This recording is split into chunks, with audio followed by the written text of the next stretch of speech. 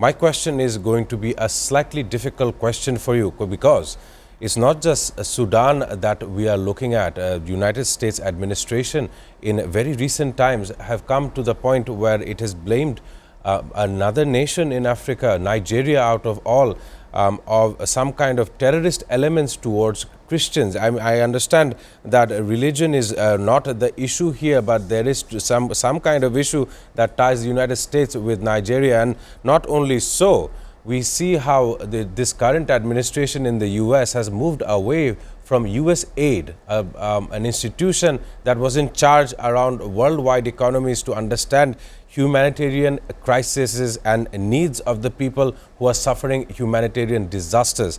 So the question to Mr. Norman Floyd Barnes, where do you think Donald Trump's administration is faltering, especially regarding these issues in Africa?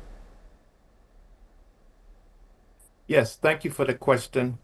Uh, Basically, when the Trump administration decided to dismantle USAID, it created a problem for himself, not knowing that the purpose of USAID is to provide the necessary aid at the ground level to the areas that is high target, areas that are basically we look at as potential problems, crisis areas. Sudan was one of them. So by eliminating our commitment to foreign aid, it created a situation where conflict and war will prevail, which means the United States will have to respond either way. So if you don't respond with aid, you have to respond with force and other things that is very costly. So the situation with us and Nigeria is one that Nigeria is a resource-rich country, basically oil. We, as administration, is trying to get into Africa, and more importantly, they're trying to get to resource sources. Nigeria is one of these. So by creating a conundrum between arms, terrorists, and fascist groups, we, administration of the U.S., has a opportunity, creates an opportunity where they can come in and intervene and interfere. So the situation in Sudan is what I call one of our own human creation. By not providing necessary resources and support to these countries, you accelerate the internal conflict, which causes a reaction and which also causes a reason for the U.S. to interfere into that region.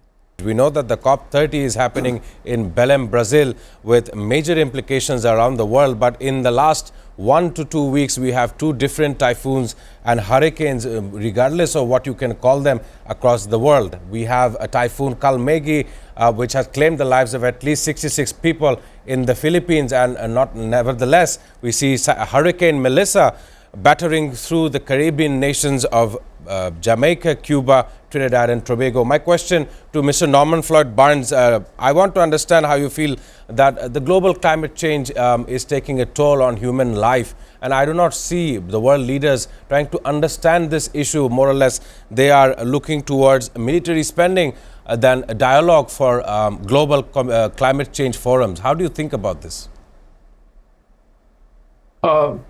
Yes, I appreciate the question.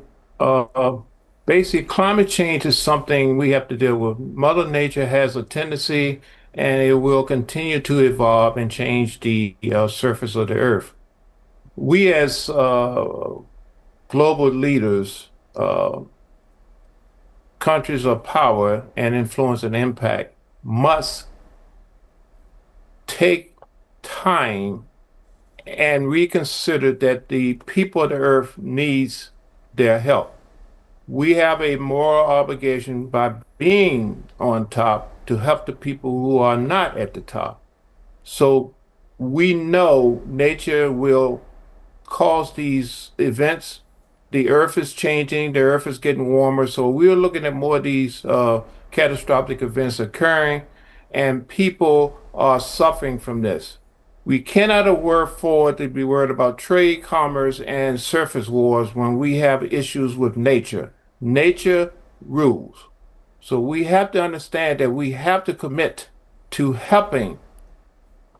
Once again, I remember telling you about USA aid. By the United States eliminating or curtailing USA to help these countries to sustain itself and to redevelop, it creates a problem. Well, now we have to use our resources to go in and try to pull and save these people and reconstruct, which is more expensive, if possible. The infrastructures are not there. The social infrastructures need to be in place and developed prior to these events. We know we have AI now, so there's no excuse not knowing how to predict the future. We need to get in these communities and start planning and developing and creating safe situations where they can withstand and help themselves.